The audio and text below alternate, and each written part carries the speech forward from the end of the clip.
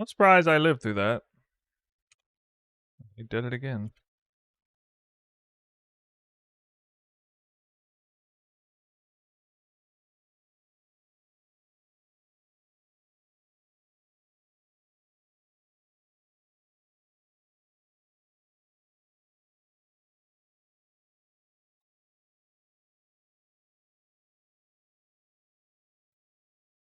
I don't know, guys. It's kind of ZDPS, huh? No idea why I'm dead there. It was before the mechanic went off.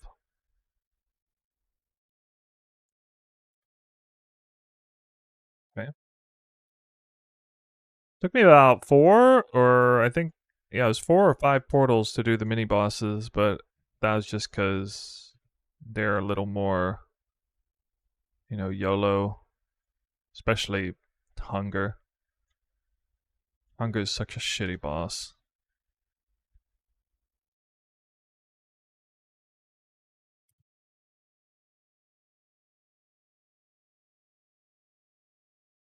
When is he gonna do his big AoE?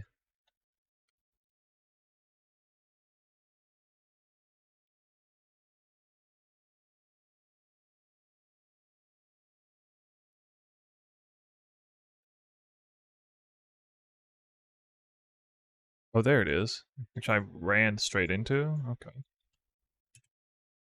Spell suppression OP. I do have 100% of that.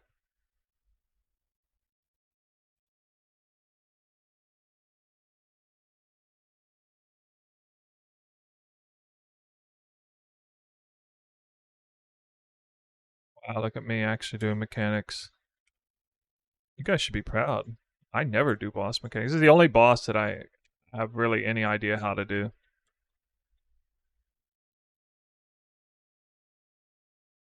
So exarch may not go very well.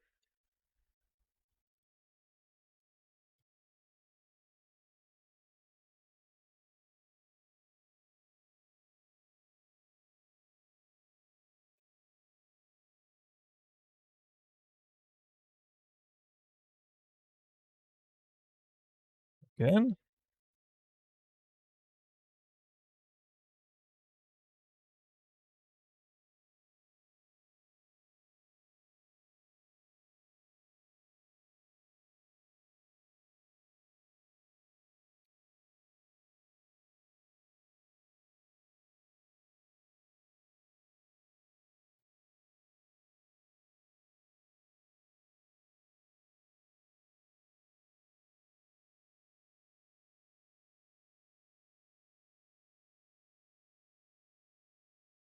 You have calling strike, but I think I might have to do that crap again. Oh wow, I thought that was the other way. Yep, I do.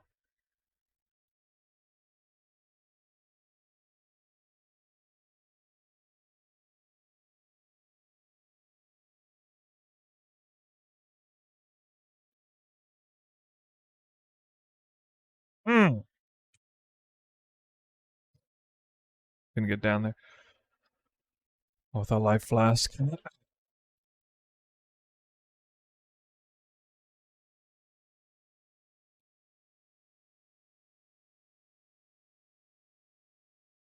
Oh my god.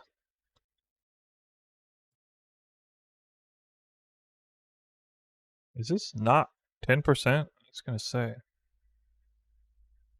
It's twice I died just from them sprouting out of the out of the ground. That's so weird. Actually, 0 deaths there felt like they were really my fault. I think, I mean, I died 3 times, but kind of just reviewing that, I mean, I felt like I actually did that pretty well. So far, for me, the most painful currency dump has been trying to get mana reservation efficiency on the helmet. I think it cost me at least 300 chaos to hit that. That was brutal. But I'm glad I saved for a better helmet. I was going to try to do it on the lesser helmet. I'm really glad I saved because this one I don't think I need to change.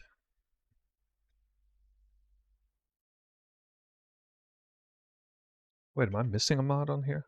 I am missing a mod on here. I didn't even realize. I need to exalt this one more time. It's something. Okay, useful. Maybe garbage tier, but at least he's. Oh wait, no, it hit life. Oh my god,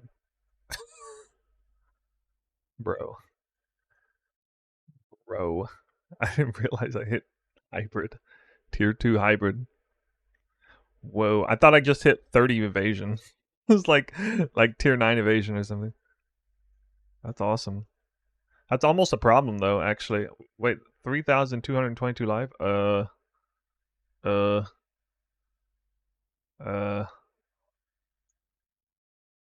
Oh, uh. 3,225 accuracy. Hashtag winning. Oh my god. What? I have 3 more accuracy than life. Yes. That is so special. I don't have to divine an item. Imagine having to divine your life down like 7 or something like that. Oh man. Whoa. Yeah, things are looking nice with these rares.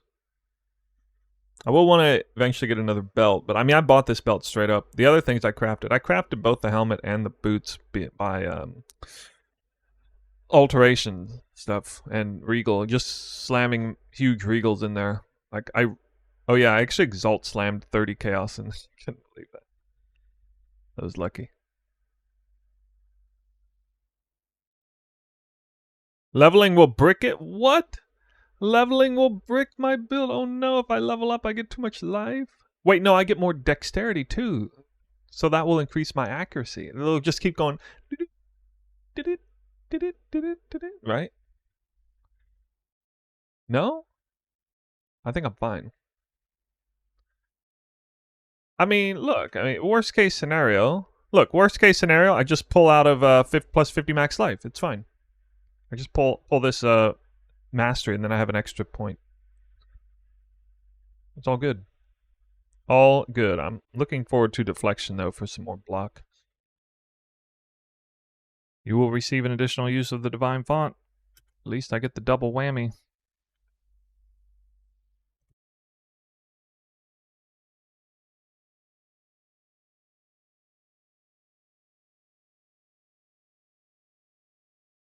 Well, I think the game is trying to tell me something.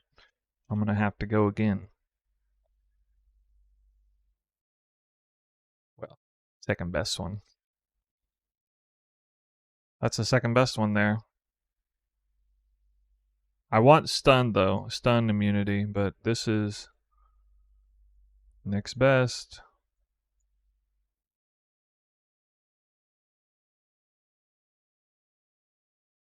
Increase lightning arrow damage. What? Oh my god. Increase lightning damage. Dude. Do I have a base anywhere? Oh. Right here. Yo. It's your lightning arrow helmet.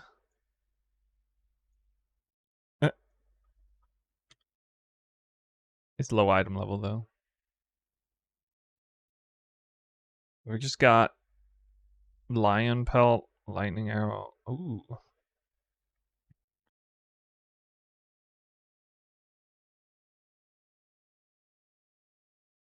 I'm not selling my helmet. I'm keeping my helmet until I get a mage blood. Can't stop me. Woo! Final lab. All right, not bad. I think I'm done with the lab because I just was hoping to get a useful boot enchant stun. I would have, of course, liked poison or concoction stuff, but I mean, it's such a low chance of hitting the enchant. It's not necessary. It's not even like a major improvement to the build anyway. If you hit, this is good. Good enough. No more wasting time in the lab. Yeah, I plan to run the strat all the way to the belt. Did I play last league? Oh yeah, yeah. Oh, I was about to say, one time I had a nightmare situation where I went like 8,000 fusings deep and still failed to 6-link an item. And it was at 30% too.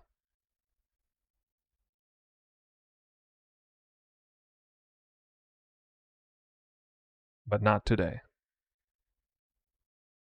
But not today.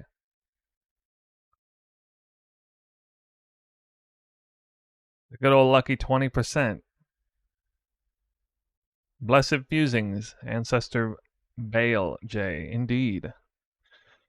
How many fusings was that in total? I think it was like 300 maybe? In total. 300. Yeah, it was about 300. Pretty good.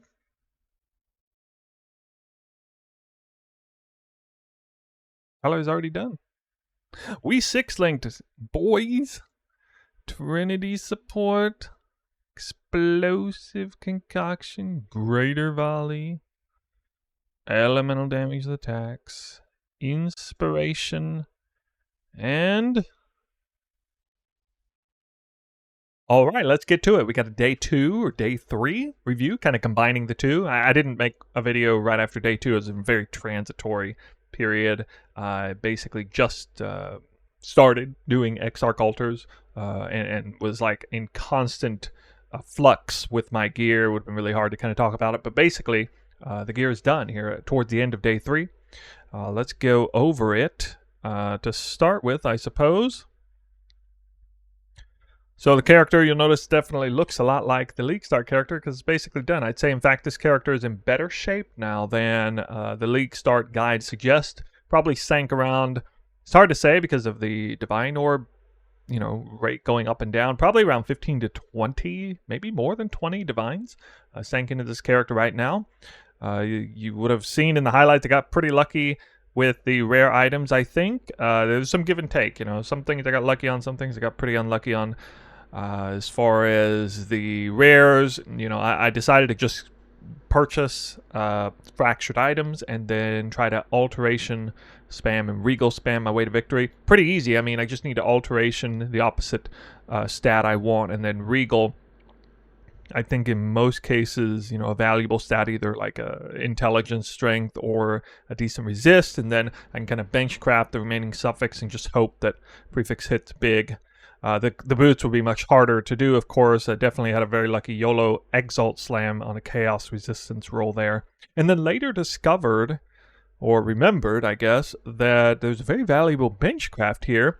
And this character with the Val Smite, I've even found even more motivation to use Val Smite, because now I'm using Val Haste and Val Smite. Val Haste by itself wouldn't really make this worth it, but with Val Smite involved, definitely a huge damage increase. It's up most of the time, I'd say, in maps. I straight up bought this belt and bought it for 1 Divine. It was the only kind that was this well rolled.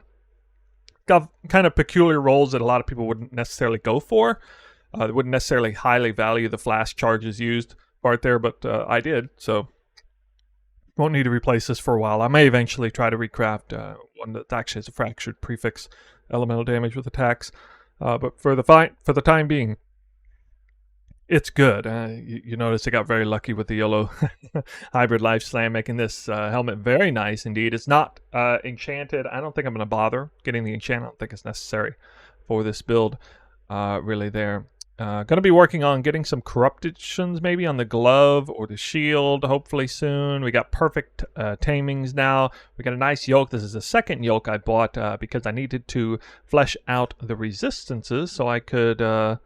voila, 219 on the top end for both, so that makes the Wise Oak a little more valuable. I think it's really important to get at least lightning on the top here, so that really helps with Trinity, being able to penetrate extra lightning damage. Can't really do all 3 because, I'm using a Topaz Sapphire Flask and not a Ruby Flask, and just don't have enough place to get Fire Res into the build. You saw I got very lucky with the 6 links, so lucky on the rares, lucky on the 6 links. The biggest hurt for me was by far Eldritch Ichors. Greater Eldritch Ichors took me about 100 tries to hit mana reservation with efficiency on skills. And not my proudest moment, but I really wanted Enduring Cry cooldown. I must have rolled over flat cooldown like 15 times or so before I hit this. I don't even know. I definitely lost count. I'd say an excess of 300 attempts maybe to get this, with the each attempt costing more than 2 Chaos Orbs. Probably 3 or 4 Divine Orbs just in hitting Enduring Cry cooldown, which I do really like because it takes it down from 8 seconds to 6.6 seconds and does have some ramifications: more regen uptime, more endurance charge uptime, and more damage reduction uptime. Very nice, especially with it combined with the increased duration support. I really, really like that on there, but I paid the price. Paid dearly for it. Hopefully it'll be cheaper for you if you try to hit that later on, if you're following my build, and the price of Eldritch Shaker is not going to be like 2.5 Chaos a piece or whatever. But yeah, that was super painful. I found 2 Divine Orbs and 3 Raw Exalts, so that's where we're at on that, and been farming Exarch currency like crazy. Basically, flasks are done, 20% all across the board. I did, one of the very recent things that I did on the build is I went ahead and got the evidently very rare version of Vessel Vinctor, the Proliferation Shock. It does make a difference. I think actually one of the undervalued lines on here is the other line, which is increased effective shocks you inflict during effect. I mean, that then with increased flask effect, that ends up being like 55% increased effective shocks, which is, big time.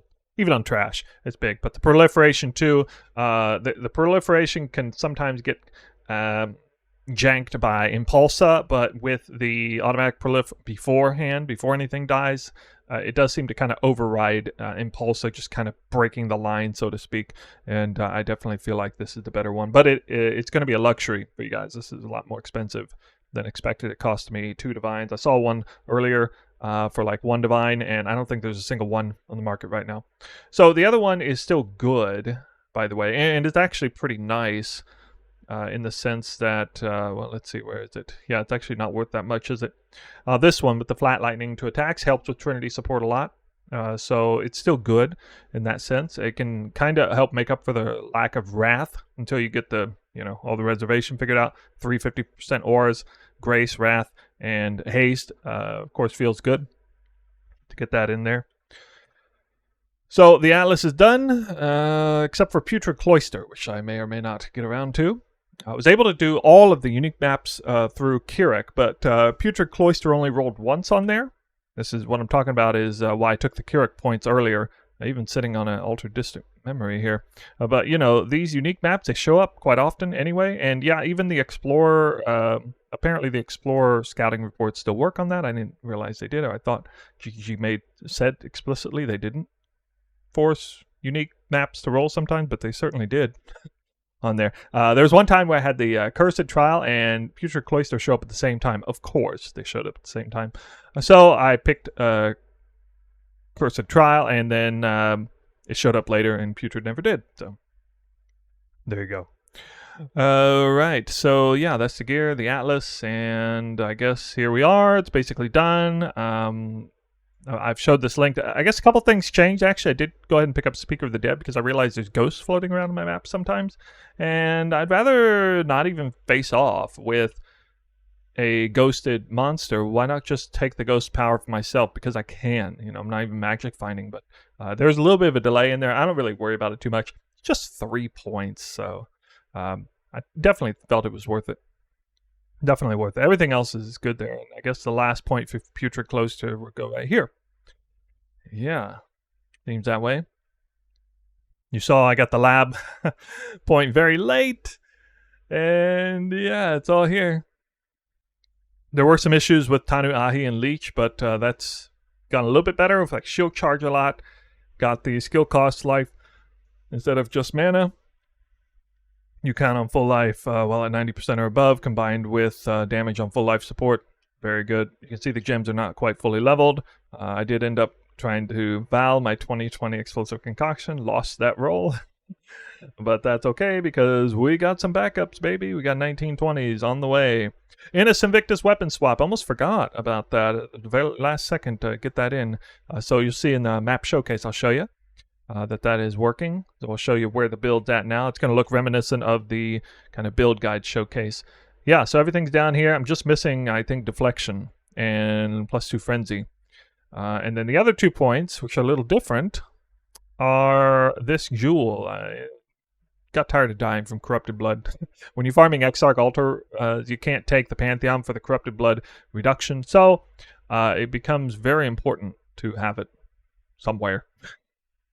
Originally, when I had the build guide set, I ended up, taking Void Elemental Ailments, but we saved a lot of points. Just get the Jewel. I did have a nice live search setup. I was able to get 3 useful mods on top of it, and, as well as poison duration reduction. Not that big of a deal, but nice Jewel.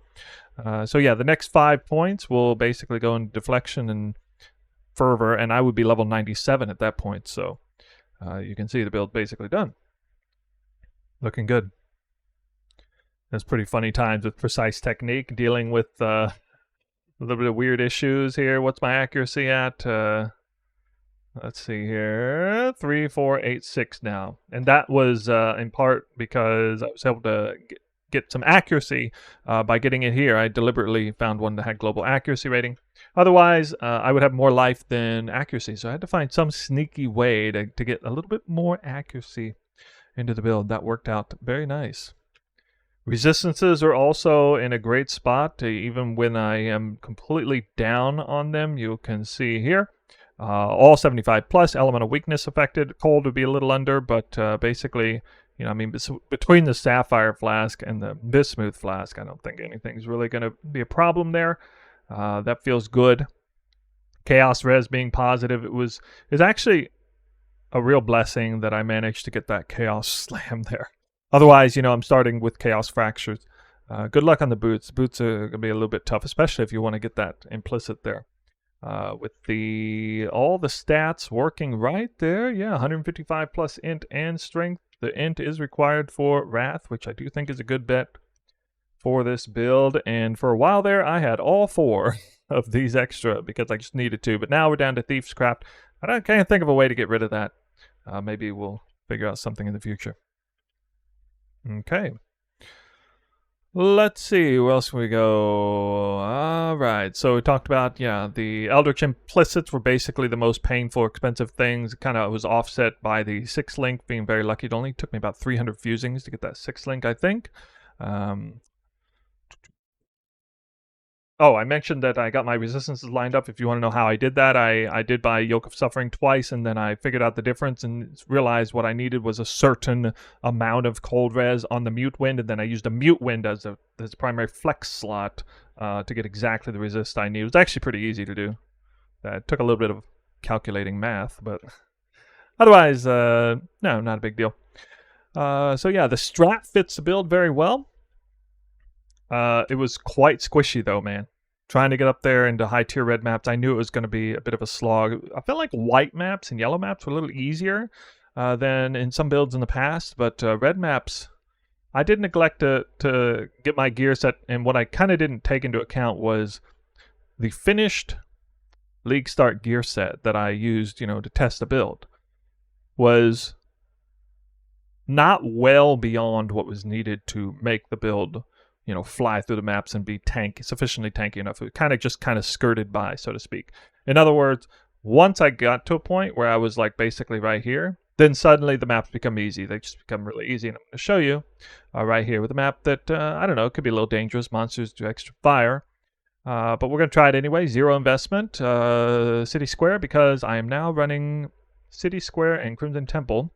I did try, at first I was doing Glacier and Mausoleum, because I really want to do Mausoleum, but I think we're going to be better off doing this. Both of these maps are boss rushable. A few of us, a very select few of us, will get lucky and get an Apothecary drop on an Alk and Go map as well. 7 years or the Enlightened or whatever, too. Yeah, but here we go. Oh, right. Invictus weapon swap. Well, it doesn't really matter if I'm fighting the boss, I guess. I do want to get 1 Valk charge. Get it in there. And here's where I might die because his boss is super busted and extra fire damage here.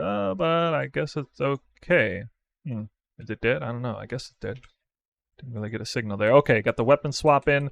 And now I can kind of show you how I run this. I'm doing a lot of shield charging. A lot of casting. You can see my Fortify actually stays up all right. So it's kind of weird, like, you got to get fast enough, like enough attack speed, enough movement speed, and enough damage. I guess maybe Fortify is weird. I feel like Fortify works based on your level or something. If you're like higher level than monsters, maybe that's something to do with it too. Because I noticed Fortify wasn't all that good when I was trying to level through it. But, you know, once at a certain point, just kind of figure it out, or your character gets strong enough, you can kind of power through it and make the Fortify stay up. And if you got high stacks of Fortify, like up 20 right now, then you're taking 20% less damage. If you're taking 20% less damage, you're getting stunned a lot less, which means you're moving freely a lot more. And if you're moving freely, you're attacking faster, you're moving faster, and you're keeping up Fortify a lot better. And then the more you shield charge into stuff, the quicker your health dips and hits cap, and the more adrenaline uptime you have. And the more adrenaline uptime you have, the tankier you are, because adrenaline also gives you physical damage reduction. So lo and behold, I thought I was walking away from a highly momentum-based build, but with, you know, leaving Soul Eater on the table, not taking it up this time around. But lo and behold, no. It still kind of relies on some momentum and fast movement and stuff to feel good. You can see that look pretty comfy, right? But again, I don't want to deceive you. It took some work to get there. It took a bit of practice. And the poison concoction variant, definitely tankier and easier to pull off in that respect. I do really like the instant leech with Tanu Ahi.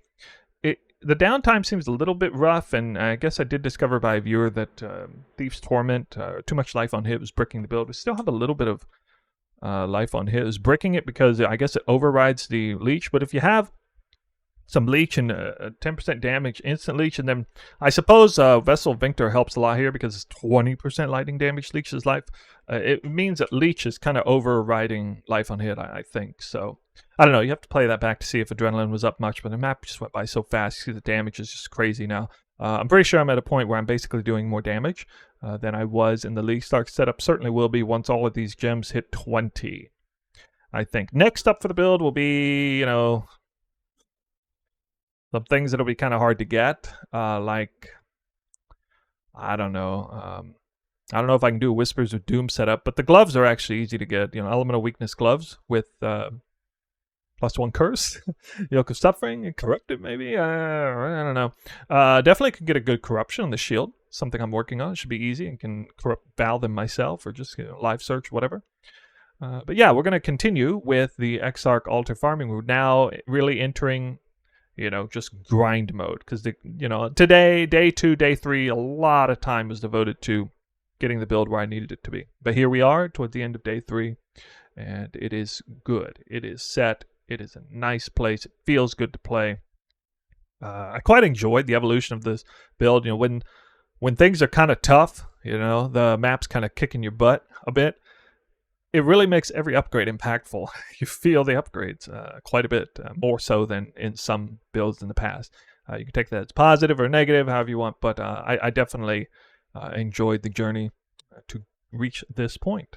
I want to know how you're doing, though, if you're in a poison concoction or explosive concoction journey. I'm getting a little bit of mixed reviews on it, but mostly positive. It is an experimental build after all, so I didn't want to promise too much on that one.